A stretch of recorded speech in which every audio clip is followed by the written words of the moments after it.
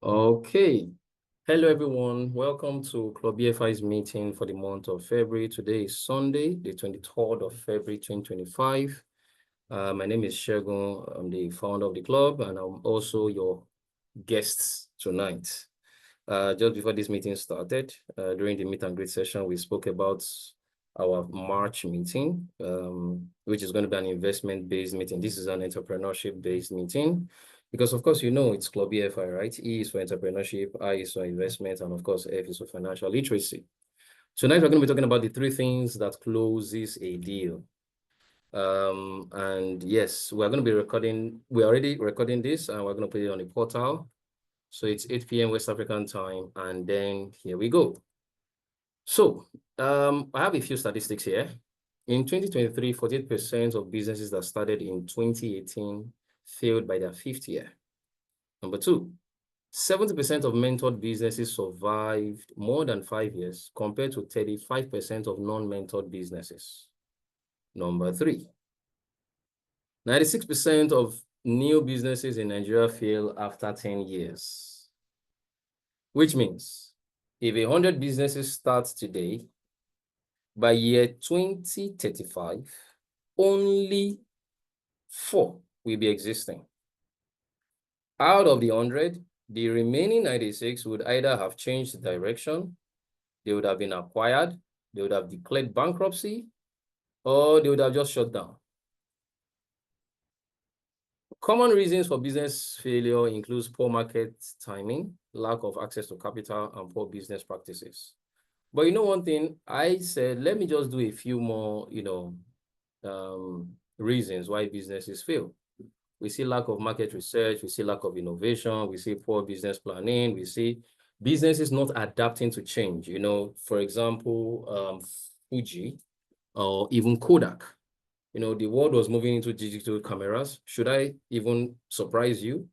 They were the first to start digital cameras, but they so much depended on we must, go and print films and, we call it wash films, right? Which means you put it through the studio and then you print out the pictures. They said, no, the world actually likes this. We must stick to this. Meanwhile, the world was moving on. The same thing with BlackBerry, right? Even the name, the parent company of BlackBerry is called Research in Motion. Their research was actually not in motion. Why? Because if their research was in motion, they would know that the world was going into full keypadless phones, where the entire screen is actually where you can also, bring up the keypad. But they said, no, this is how we must do it. By the time they started adapting to the change, the world had moved on. And so on and so forth. Lack of innovation. Some businesses would have even declared bankruptcy today if they didn't innovate. For example, Instagram. Instagram is not a social media tool that we know today. It started as an app that was, selling whiskey, right? That alcoholic drink. Sony is a king in electronics, a king in, television making, refrigerator, air conditioners, and so on and so forth. But Sony actually started as a rice cooking device. YouTube was not the video streaming or where you can go watch videos today where content creators can create content and things like that. YouTube was a dating site. People were going to YouTube for, to go date, right? And so on and so forth. Lamborghini, exotic car, prime, premium prestige vehicle was a tractor manufacturing company, but, they innovated and they moved with time, right? Anyway, let's move on. Over expansion, where you are trying to bite more than you can chew. You've not even settled in a location. You want to have multiple locations out there and say, oh, we are big. Don't try and claim you are bigger than who you are, what your business is. Because if you stretch yourself too much, it can actually lead to business failure.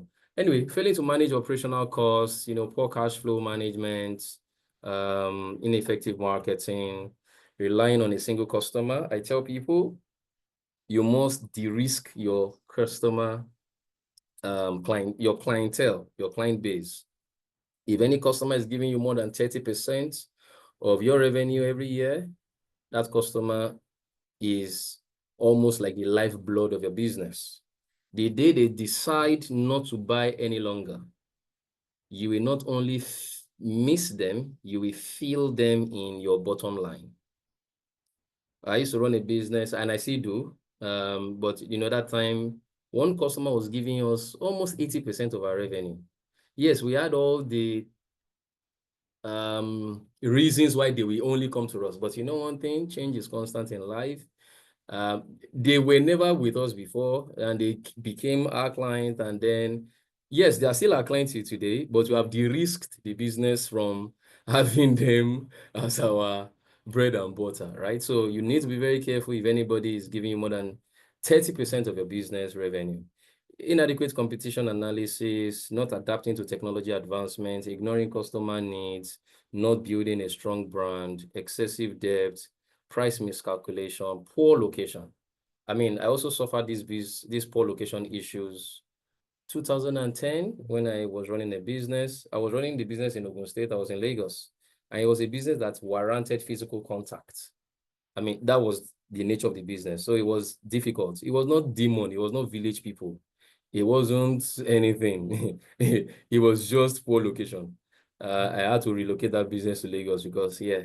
And then physical contact made the business skyrocket, Weak leadership as well, where people are just bigger than the systems and the structure that they have put in place. Moving ahead. So I just decided to put this into, some categories so that if you are looking at what issues you are looking at that could affect your business in market and strategy, you have something to really look out for. From financial issues, you have something to look out for. For management and leadership issues, you have something to look out for. For customer focus issues, you also actually have something to look out for. See, and one thing I would quickly say is feedback from customers. Now, a lot of entrepreneurs these days make the mistake of, when they get the feedback, sorry, a phone call is distracting me. When they get a feedback from customers, they begin to compete against that feedback. They begin to fight the customer. They can even take the customer as an enemy, which actually is a wrong thing to do. When customers give you feedback, just accept it. Now, that you will adopt it is a different conversation, because customers sometimes can just be negative. Some will give you constructive criticisms, constructive feedback, and also tell you what you need to do in case of next time, right? So please, let's be emotionally balanced when it comes to customers who give us feedback. It's okay to accept it. Oh, thank you so much for feedback, because your customers are the reasons why you're in business. But the key thing is be happy to receive the feedback, be happy to accept the feedback. Now, it is now peculiar to you if you are going to adopt that feedback or not, all right? So that's very important. Poor customer service, not understanding customers' needs, over-reliance on a single large customer, and of course, operational issues as well. If you are, like, especially when you are into service-based businesses, you have product-based, you have service-based businesses. Service-based business is even more heavy on operational issues than product-based, because, in product-based, you are manufacturing, there's already an SOP, right? There's already, what we need to do before we move to the next one and all of that. But in service-based businesses, you need to be very watertight on your operational issues. Okay, so let's move ahead. So what are these 3 core principles for closing a deal? I tell people this is critical to your success as a business person. I don't care what business you run. I don't care if it is product-based or if it is service-based. I don't care if you're a man or a woman, if you are a black or a white, if you operate a business in Nigeria or it's a global brand, or you operate out of Mexico or operate out of Estonia. These 3 core principles must converge for every business deal to close. So if you have not even been paying attention, please, this is when you really need to pay attention to me. Number 1, technical fit. When you say you want to sell to a customer, the question is, what you are selling, does it work? Clients want to buy what works. Nobody wants to waste money on something that does not work. The focus should be on the client. Nobody wants to waste money. So, does it work? Number two, is it what I need? A lot of customers have their peculiarities. We must be able to understand if what we are selling doesn't just only work, but does it, fit into what they need to solve. Because it can work for multiple people, but for a particular customer, it may not just work. I run a particular business. Anytime I want to supply a particular, the younger brother of a particular governor in Nigeria, the requirement is totally out of the way we brand our products. So one day I had to ask, why don't you like us packaging it this way? And then I was given a reason why they wanted it the other way around. Now, I mean, I wouldn't, enforce my idea on them to say, oh, no, this is how we must do it, and that is how it works. No, technical fitness is also peculiar to customers. Next one, will it solve my peculiar problem? So ask the customer, will it solve their problems? That it works for one customer does not mean it's going to work for their own issue. There has to be a fit technically. So for example, I want to do scientific calculations and you give me a calculator that is just a basic calculator. Does it work? Yes, it works. Do I need a calculator? Yes, I need a calculator. But my specific problem is to be able to solve maybe SOHCAHTOA. And a basic calculator does not solve, it's not scientific, it's not a scientific calculator. In my own case, I need a scientific calculator. So it's okay that your calculator works. It's okay that I need a calculator and you know that I need a calculator. But in my need, I have something peculiar that I am trying to solve because people spend money to gain something or to lose a pain. For a gain or to lose a pain. Number 4, under technical fitness, is there an after-sales support? A lot of customers feel bad when we have closed the deal and we don't just look back to support them after we have closed the deal. So look at IT, look at real estate, look at import and exports, look at agriculture, look at any industry that you can ever think about. If you want to put it in the chat box, you can put it in. And I will tell you what it is necessary to do in terms of after-sales support. If you're in real estate, okay, somebody wants to buy a property from you. It could be a landed property, it could be a construction, it could be whatever. The question is, okay, after you've closed the deal, is there any form of supporting me for my documentation? Apart from the basic documentations that I get, is there any support relating to giving me updates on what is going on? And even making offers to me in case I want to sell my land. Look at IT. Oh, you go implement a Microsoft infrastructure for a customer, an Oracle infrastructure, a Cisco infrastructure for a customer. Anytime there is a downtime, is the customer able to call you to say, oh, come and solve my problem for me? There has to be technical fitness. And that's why sometimes, when you are even responding to bids and tenders, they just don't look at the Naira and Kobo. They're also looking out for the technical competency to deliver this service. And even after delivery, what comes in terms of technical competency?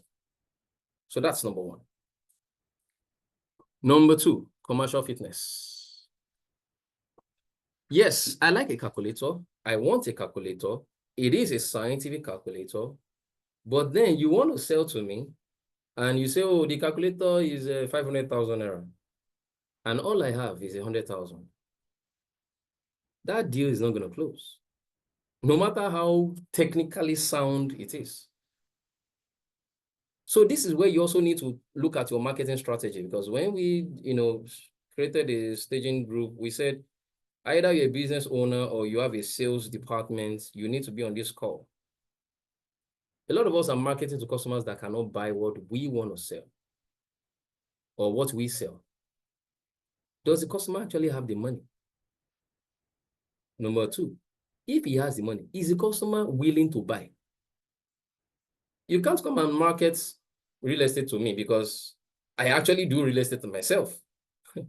You can't come and market some things to me because that is what I do. So I cannot be willing to buy from you at the expense of what I do as a person, right? So it's not just, yes, I have the money. Am I willing to buy? The answer is no, because I know how I go about my own stuff. And if the customer is willing to buy, the question now is, when are they going to buy? We have lost some business deals because we went too late. And we have also lost some business deals that we went too early and we didn't follow up. So commercial fitness is critical. It can meet my technical requirements. There's absolutely no problem about that. But the question is, does the customer have the budget to buy? Otherwise, you're just speaking English. Now, I want to stop here and ask a few questions from us. And I would be happy if I can get 1 or 2 responses in the chat box or something. If a customer, you are talking to him or her, and yes, there's a technical fitness, there's a commercial fitness, but the customer is saying, I am not ready to buy now, which is time, right? What do? Do you just walk away? Anybody who would like to help us with an answer to that? You want to buy, the customer has the money, the customer needs it, and the customer says, I'm not ready to buy now. But something in your mind is telling you that this person just wants to put me off, or this person just wants me to, like they will say, we'll get back to you, right? So if a customer tells you, I'll get back to you, but you want to close the deal because probably your numbers in your business is, you can't meet your numbers unless you close that deal, or your sales target for the month. Every businessman should have a sales target for the month, right? Or a salesperson working for an organization, you have a target for the year broken into quarters, broken into months, and the customer is saying, I'll get back to you. Anybody is willing to tell us what they need to do when the customer says, I'll get back to you? Do you just walk away?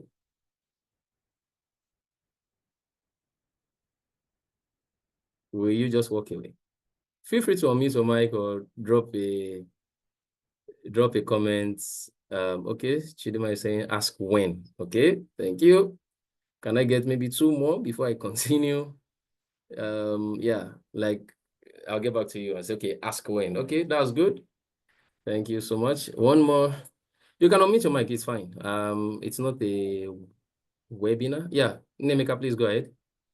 Okay, practically what you are saying is I've encountered similar situation in the past and of recent. And one of the things I did was to, first of all, make sure that the customer acknowledges that they need that service or solution.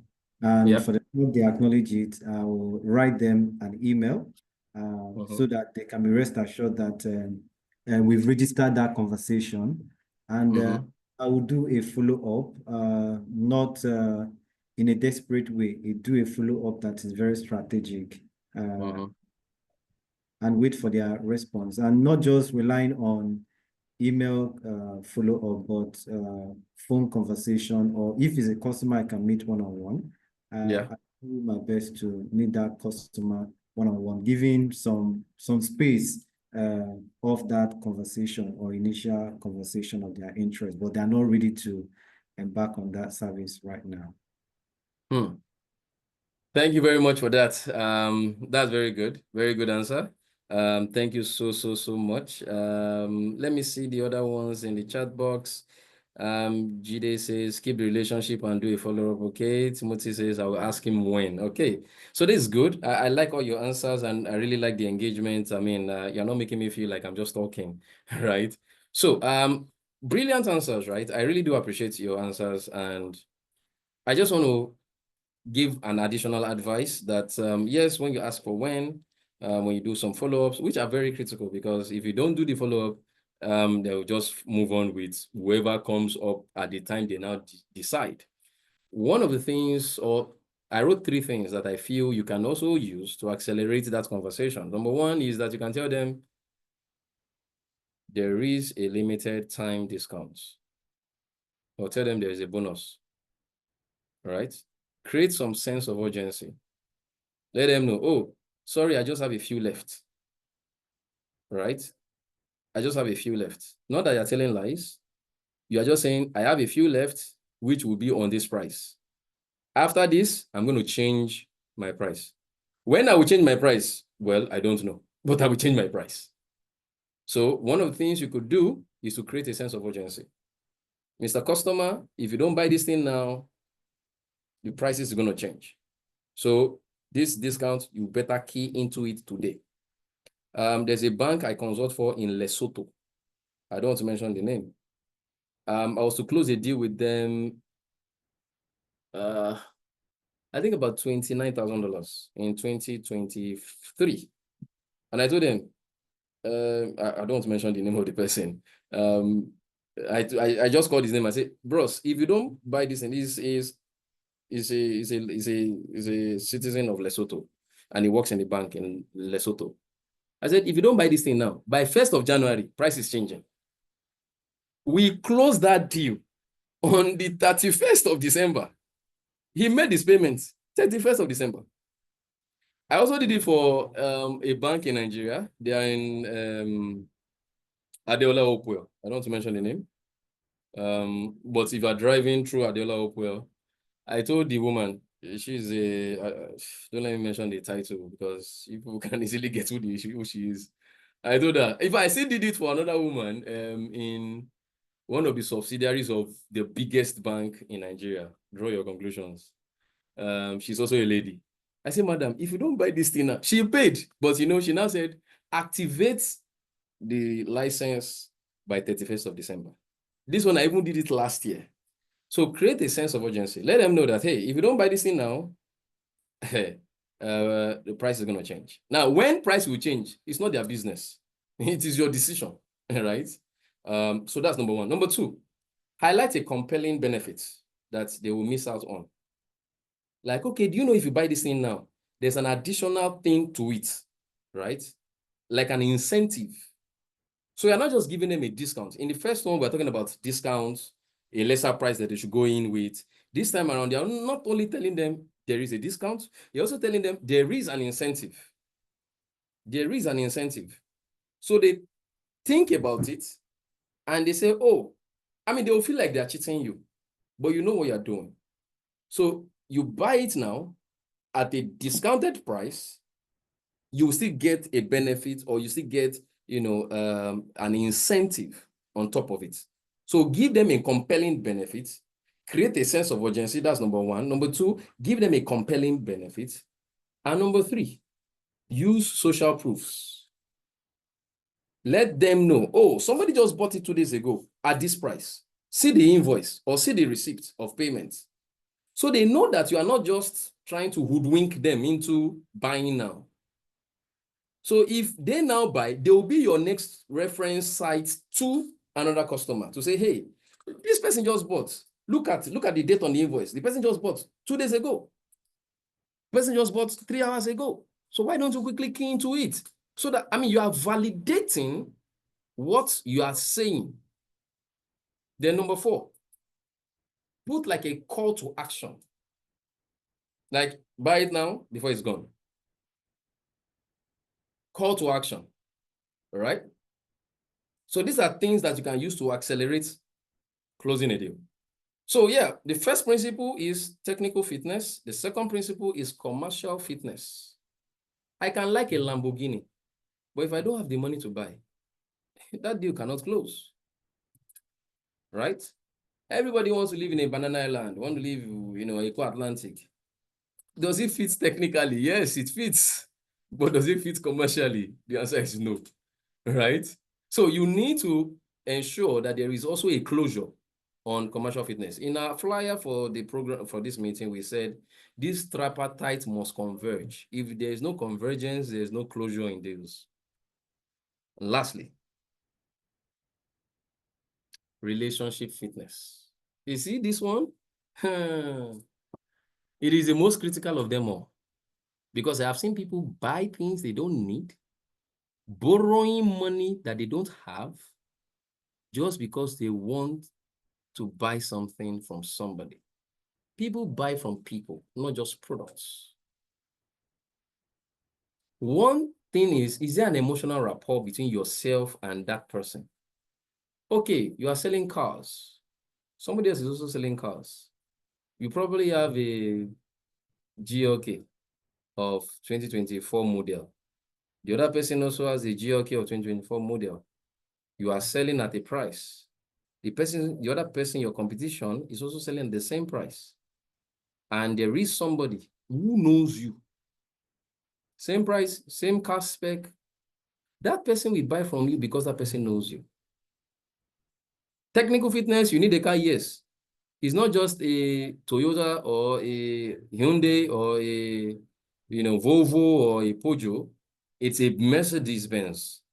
You have the Mercedes, technical fitness. The price, the customer has the money, he's ready to buy. He's got money is not the problem. So there's commercial fitness.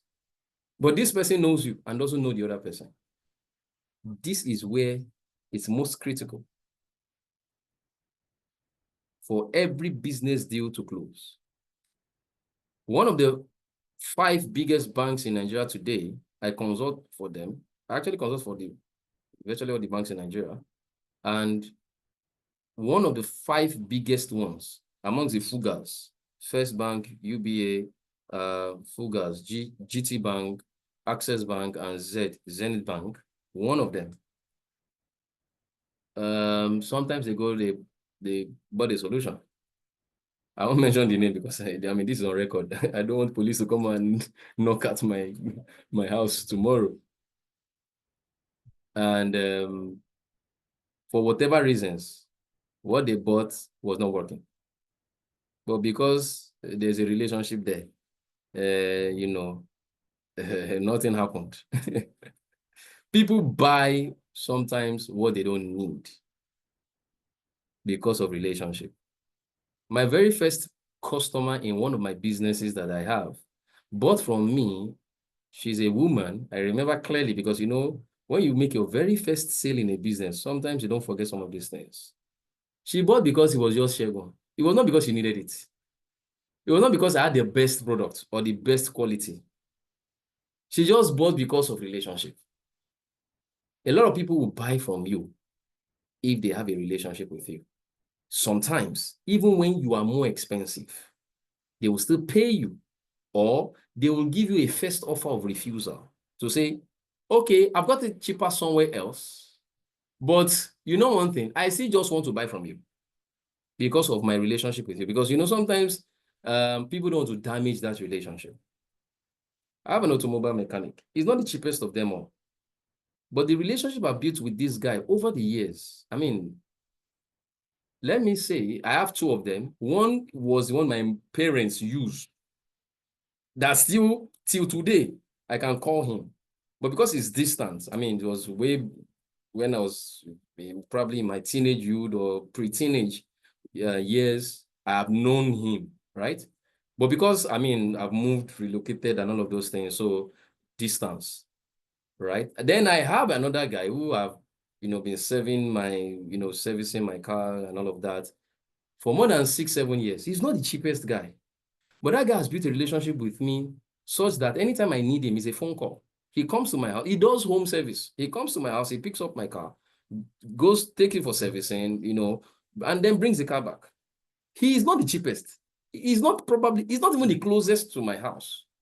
But relationship has made me got stuck to the guy.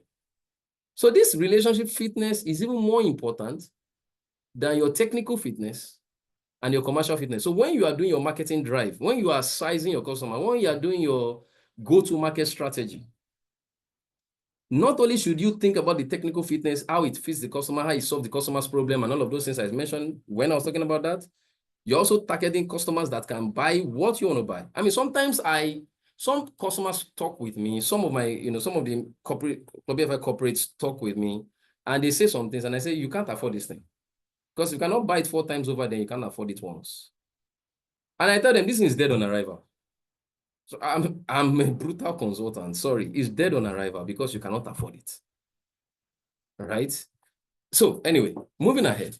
Is there an emotional rapport with that customer? Some of us are stuck to some products, we are stuck to some companies. I mean, if I ask us, how many of us uses toothpaste? You say, yes, we all use toothpaste. And if you are in Nigeria, you probably would be using Close-Up toothpaste. You have come to know, love, and trust Close-Up more than God knows how many years. It had built a relationship with you over the years. So and Close-Up toothpaste is probably not even the cheapest in the market, right? It's just like noodles.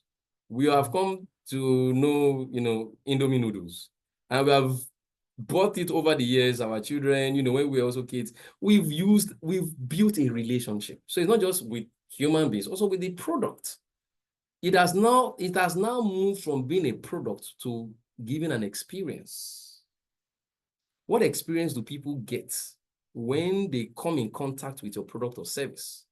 So move as an entrepreneur, as a business owner, from product thinking to experience with your customers. Why? Because people, they buy by emotions, but they justify what they purchased by logic. That emotion is where we're talking about, is there an emotional rapport? Is there trust and reliability? Then personalized recommendations and understanding of needs. Some deals will never close unless you pour water to the ground. You know what that means? They won't close. It is Christmas time, it's New Year, there's no gift.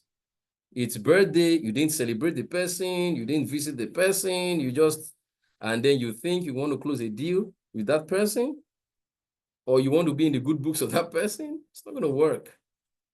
All right? So let me bring the meeting to a close. It promises not to be a very long meeting.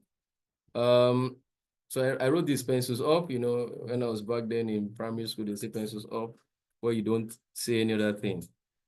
Feedback now. So I would like to ask, anyone, feel free to put in the chat box or raise your hand or mute your mic. How do you build relationship with clients? I would like to hear from us.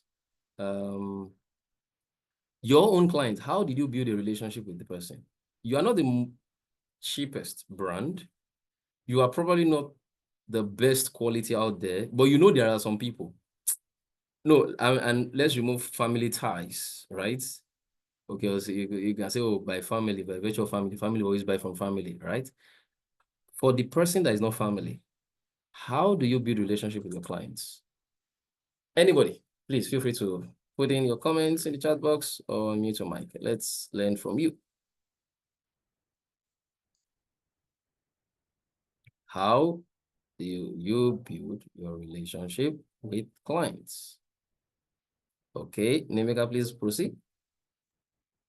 Well, thank you so far for the session and up to this ending part. On a personal and corporate level, I try to build 2 relationships, and those relationships are built in 2 ways. I try to make sure that any service my company is providing for a client, it has to be based on delivering the requirements of the client, and delivering that requirement entails that we know our game. We are professional in what we are doing, and we have the expertise. And sometimes too, clients can make a rational decision in the whole process. Can you accommodate it? Yes, we can accommodate it, not to say no in everything that the client has inadvertently changed as a decision.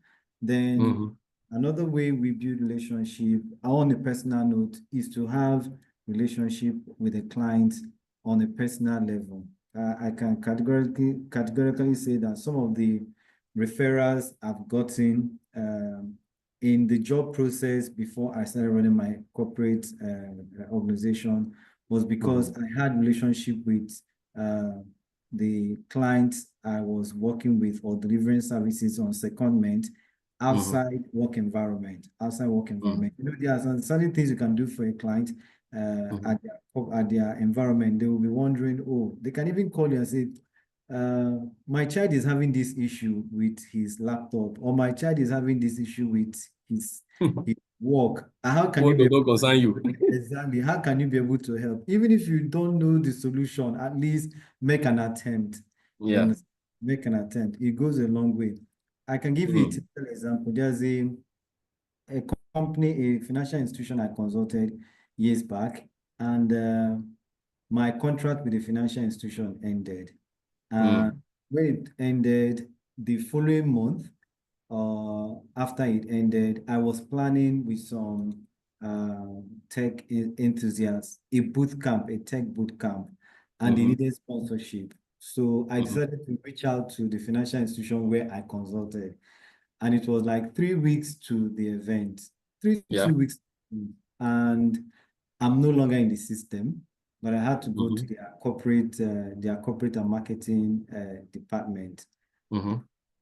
They've never seen me before. It was during the time of COVID, so all engagement work was done virtually.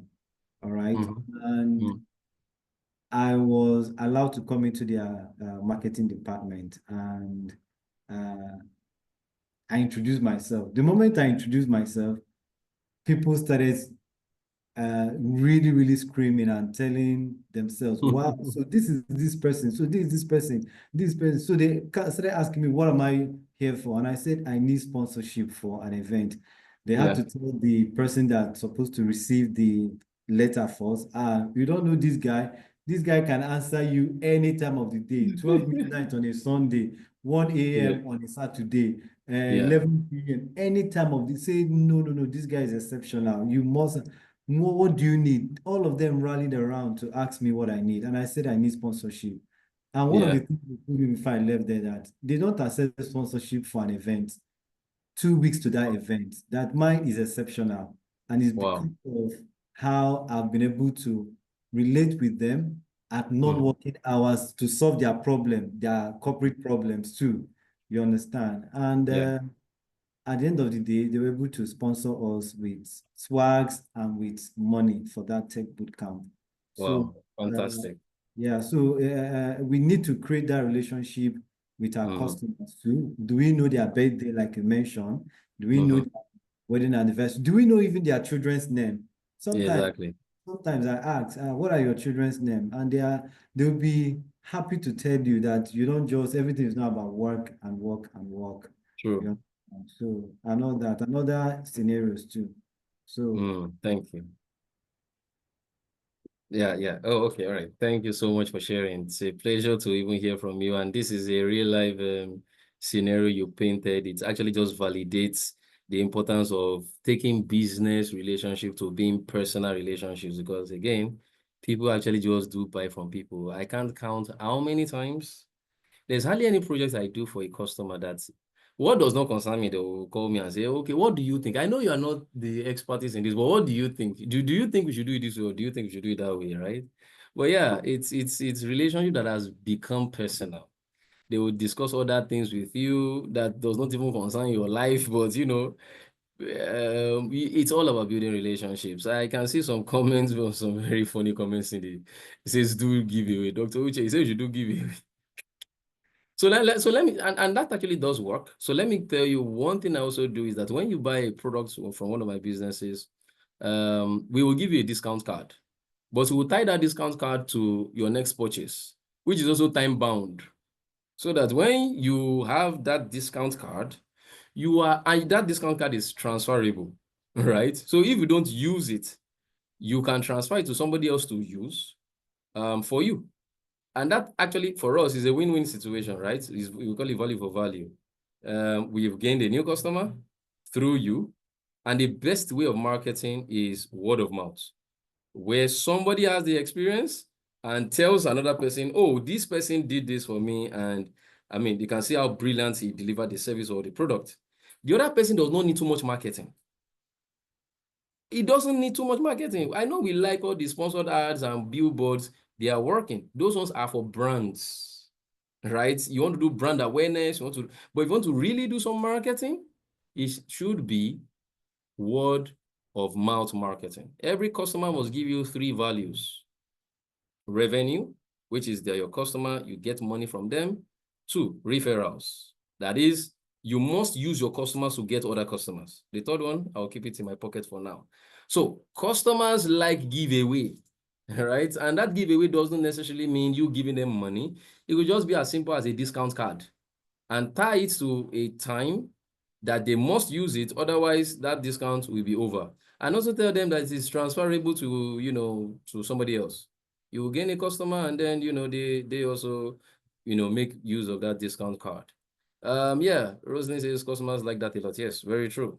Offering freebies. Oh, yes, they like freebies, right? Just, again, so sometimes these customers they're not really bent on the freebies, but you have just pushed some emotions.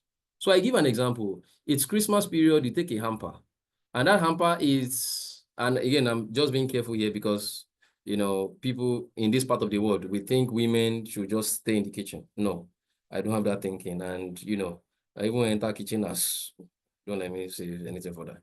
Anyway, you now buy some stuffs that it is the wife of the customer that uses those things. Do you think that woman will not be asking her husband, who is this your supplier of this thing, right? I did that a lot some years ago, and I still do it. And I will just deliberately buy some gift that I know that it is the wife that needs it, not the customer himself that needs it, or the husband that needs it, and not the customer herself that needs it, because I'm just trying to send a message to somebody else. You just have to be strategic in some of these things. Personalized, Kelvin, you said personalized messages on birthdays and holidays. Yes, as simple as WhatsApp, phone calls. I mean, it goes a long way. Adding extra service that won't cost them. Yeah, Jide is saying that. Yeah, sometimes you can even build in that cost into the original product and say free delivery. But of course, it's been built into it. Providing support and professional advice in areas needed. Yeah, fantastic. Also, most times I do personal delivery to put a face to the brand, which adds more trust. Fantastic. One of our investment partners today was able to get me close to him simply because on my birthday last year, he personally drove down with cake and delivered it to my house himself. I mean, that was what broke the camel's back. I knew that I had no escape routes. Personally delivered himself. I mean, how much is cake? It's not the cake that is the issue. It is that marketing. I mean, that guy is a serious marketer. He's the CEO of his business, but I mean, so again, these are things that helps you close a deal. Even if you are more expensive, even if your product is not the best, technical fitness may not be the best. Commercial fitness, you may not even be you may not be the cheapest, but because you have a relationship. Today, I handle 3 out of the 4 biggest telcos for my product, or for one of my products and one of my businesses. It was relationship that got us there. It's not because I actually know someone there. It was relationship that got us there. Our product may not be the best in the world, because ethically, you can't even say you are the best or you are better than others. Ethically, you don't do that in advertisements. You don't do that in your brands and communication. It could lead to some legal issues and all of that. So you don't say, I am better than somebody else. Or you don't even say you are the best, right? There was a telco that was used to say, we are the Dash Connection. But when they were warned, because it's ethically incorrect, or ethically unacceptable, they had to now change it to, we are the Dash Connection. You get, I mean, you can draw your conclusions if you know the telco I'm talking about. But yeah, that's what we are saying. Building relationship with the clients, making it go personal, and not business. The day you will now need that business part, trust me, they are not going to bat an eye before they issue you the contract or issue you the purchase order. Why? Because you've actually built a relationship with them. And I always tell entrepreneurs, build a relationship before you need it. Because the moment you need someone and the first thing is you are placing a demand, they're going to pull out. They're going to just find a way of excusing you from their community. Anyway, thank you very much. That brings our meeting for the month of February to a close. Are there any questions before we allow you go? We have just about 12 minutes to the end of this meeting. Tomorrow is Monday. It's another day of the week, and it's also the most emotional week for employees. You know, it's the week that the Oga must pay salary. And as usual, please don't forget you need to invest. You already know you can't be in Club BFA and not invest. It's not acceptable. We will excuse you from our community. You must invest. So yes, we'll put in the SWOT, we'll put in our newsletters that comes out every Thursdays. We had a few glitch. So the team that was in charge of the newsletter, we had to change, so we had to rotate some personnel internally, and that led us to delaying our newsletter for the month of February. But yes, from this week, surely you are getting your newsletters every Thursday. And then SWOT will also be posted. And yes, will remind us, but you know, because some people will be getting their salaries anytime from this week. Yeah, tomorrow is Monday. Yeah, any questions, please? Questions. If there are no questions, I'll be happy to allow us go. Give us 10 minutes of our time. And yeah, we'll keep in touch on the other side. Thank you very much. Questions? I will just wait a few seconds. And if there are no questions, we'll just bring the meeting to a close. So let me just wait a few seconds. Any questions, please? Questions? Any questions? Let me recognize the presence of one of my mentors, FLA. Thank you for joining, sir. Are you there, sir? What is the best way? Okay, that's a question from Peter. What is the best way to sell your brand to a new person? What's the best way to sell your brand to a new person? Fantastic.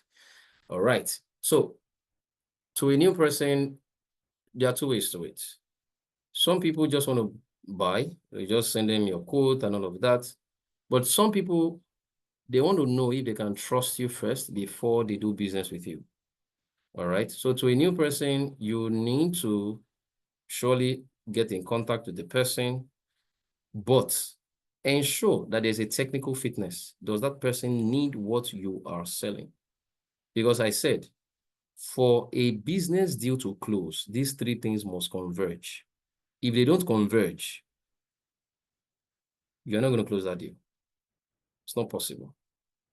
Now, the level at which they converge can vary, right? For example, I won't do a multi-million naira deal with you if I am getting to know you for the first time. I probably will test you with some thousands of naira.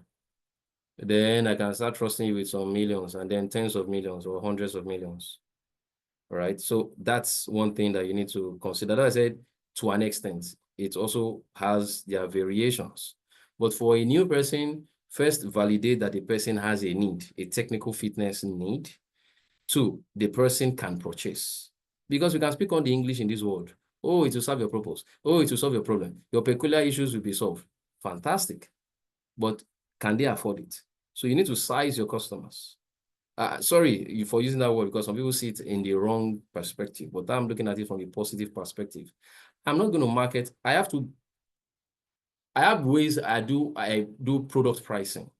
There are some prices I will never mention to some people. Not that I'm looking down on them. It's just the reality of things.